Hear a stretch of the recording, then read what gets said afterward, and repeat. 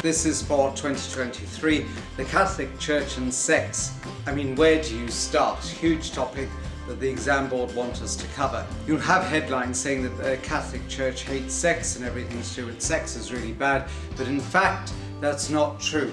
The Church would see sex as a good gift from God, because God created sex for us as humans and He gave it to us as a free gift, and so it's good and it's holy and it's created by God. And think of that first commandment. God says to Adam and Eve, go forth and multiply.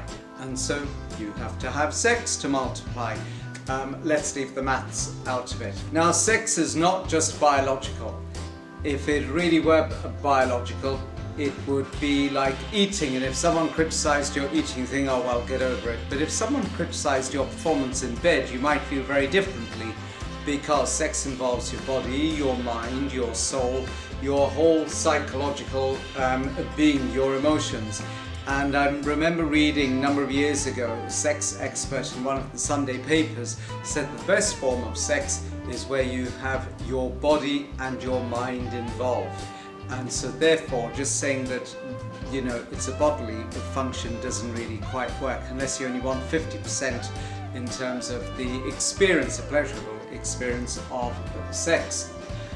The Church recognizes that sex is this beautiful gift from God, and that it's a powerful drive, so it thinks, you know, it has a duty to protect that and to help us, to keep us safe from harm, to keep us within relationships that are healthy, where that sexual drive and that sharing of love is going to be really valued,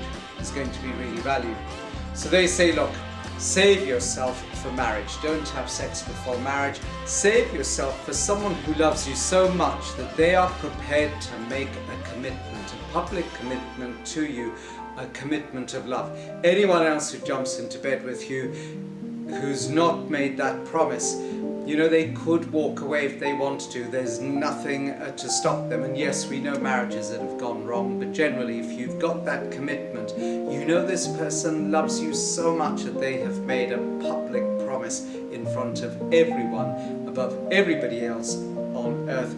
You are the most important to them. And if they have married you, they're less likely to, you know, disrespect you, you would hope, in the bedroom. They're less likely to post awful images on social media, or to score you 1 out of 10 for all your friends to laugh at you. That kind of thing just doesn't work. Now, the Church says that there are two purposes of sex. One is unitive. That means that you're able to share love with the person that you're having sex with, and it creates a bond, a deep bond between the two of you, and it makes you united. The two, as the Spice Girls would say, two become one. So the two of you really do become physically and hopefully emotionally one. And so that's known as unitive sex. And obviously the other part of sex is going to be procreative. That means you have children. It's a wonderful gift that humans have been given to create new life. And many people don't know this, but if you've saved yourself till marriage and you make your marriage vows, then only after the sexual act, much later on after the vows have been exchanged, is a marriage completed. So it's really, really very important. It should be between just two people, one man, one woman, according to the Church, because think about it, if you're married to someone, you don't want that love to be shared with anyone else if it's an exclusive love.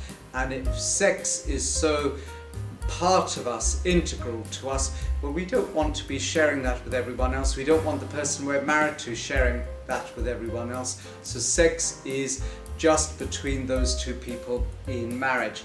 And the Church would say that sex outside marriage is wrong. They would say it's sinful. And of course, because sex outside marriage can lead to people abusing each other, can lead to hurt, can lead to misunderstanding, can lead to mistrust unwanted pregnancies, and then that could lead to abortions. That's getting rid of new life. That is serious. So the church would say that sex outside marriage is sinful. They call it fornication, sex outside marriage. It's also known as premarital sex because it's before you get married. Cohabitation is where two people live together like husband and wife, but they choose not to get married, and that is cohabitation. And the church says that God intended sex to be had within marriage, and they'll give you examples of couples in the Bible like Abraham and Sarah, who loved each other deeply. There's Moses and Zipporah, again, who are married. And then people will use Adam and Eve. Yes, God created Adam and Eve, one man for one woman, for an exclusive relationship. Says to them, go forth and multiply, have sex, have kids.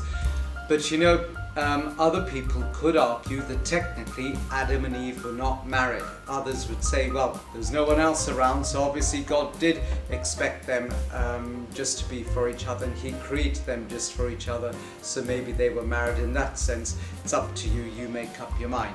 And then you have adultery. Adultery is painful, it's harmful for the kids, it's harmful for the innocent party. And adultery is where you have sex outside marriage. So it breaks the wedding vows, it breaks trust between you and the other person, it breaks the 10 Commandments, source of wisdom and authority, do not commit adultery. Remember also, Jesus is merciful to the woman caught in the act of adultery, but His parting words to her are, go and sin no more. So that is a clear indication that Jesus Himself considers adultery wrong. Now, atheists and humanists would say, look, sex is a private matter, and they're quite right, it is private. They say maybe, well, they would say all you need is love, and you need people to consent, and that's all you need, so you can have sex before you get married. They say it's just a biological act. Really think about it. As I said earlier, if you eat and someone makes fun of your eating, you'll get over it. But if you have sex with someone and they make fun of it, that's a completely different matter. It says to me that maybe it's not just biological. Atheists and humanists would say also what the Catholic Church would say, that it should be consensual. Both parties should consent to sex. There should not be sex with minors. The Church would agree with that. There should be no payment for sex. Sex is a free gift from God. It's an expression of love, and it should never be reduced to just a trade, and the Church would agree with that. And also, atheists and humanists would say no to promiscuity. So in other words, don't sleep around with any and everyone. It's bound to lead to trouble, and the Church would agree with that. And also in terms of avoiding pregnancy, they would say avoid pregnancy, because you then have a duty of care to the child, and you may not be ready for that. If you're married, there's less chance of abortion, I think, because you know you're in a committed relationship. You can say, yeah, we can work this through together, we can manage the baby, because remember, abortion is ending a life. It's serious, really, really serious. Whereas if you're not married, it is easier. It is easier for, you know, the man to walk away and literally leave the woman holding the baby, and she says, I can't do that, and therefore end the life. You know, it's not on. Okay, the exam questions. What might they ask you? Over the last 2 years, there have been 2 questions.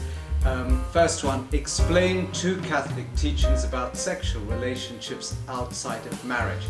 In your answer, you must refer to source of wisdom and authority. So you need to give 2 teachings, okay? Give a teaching, explain it. Give another teaching, explain it. Include a source of wisdom and authority. It's saying sexual relationships outside marriage. So you could say adultery. The Church teaches that adultery is wrong. Full stop. Why is it wrong? It breaks the wedding vows. It breaks trust. It can lead to the breakdown of marriage. And then source of wisdom and authority would be the 10 Commandments say, do not commit adultery. Jesus said to the woman caught in the act of adultery, go and sin no more. So that backs that up. The Bible and the Church would say sex outside marriage is wrong. And then you could develop that and say it's wrong. because sex is such a beautiful gift from God that the intention is that it should be kept within a secure relationship where people can feel valued, and that is done within a marriage. Or it's so sacred from God, it should be done within the sacrament, okay, holy moment of marriage. There has been a 12-mark question which asked sex outside marriage is wrong. And then you could give arguments to say, yes, it is wrong because the church says it's wrong, the Bible says it's wrong, the examples in the Bible of married couples give us an idea that people should be married, they should have sex within a marriage. Yeah, you could argue sex outside marriage, that includes adultery. That is wrong for all the obvious reasons. You could say sex outside marriage can lead to all sorts of issues that don't arise if sex is within marriage. Someone walking away, someone not being totally committed to you in their love. All those different things are problems with sex outside marriage, okay, with it being wrong. Not valuing sex for the beautiful gift it is from God. Well, I'll just use it here and there willy-nilly, no pun intended. But within marriage, it is a right thing. It is a right thing. You are really respecting and valuing that gift that God has given you. On the other hand, you would have other people saying, no, you don't have to be married to have sex as long as you love the other person, as long as there's consent. You could argue that God has created all of us in His image to be free, to have that freedom to choose, and we can choose whether we want to have sex within or outside marriage. Others would say, well, I need to have sex before getting married to check whether I'm compatible with this person. How genuine that is, well, is really down to your conscience. You already know, using your common sense and your instinct, that sex is a good gift, and that is a gift from God, and it's something loving, and it's something that should be protected. So go in, think about that, think in terms of two sides of the argument, state your case, and answer the question. Do what the question asks you. You'll be absolutely fine. Goodbye. Look, not just for the exams, for yourself, think through very carefully. Does someone truly, truly love you? 100% if that ring is not on the finger. If the ring is not on the finger, there's always a get out clause.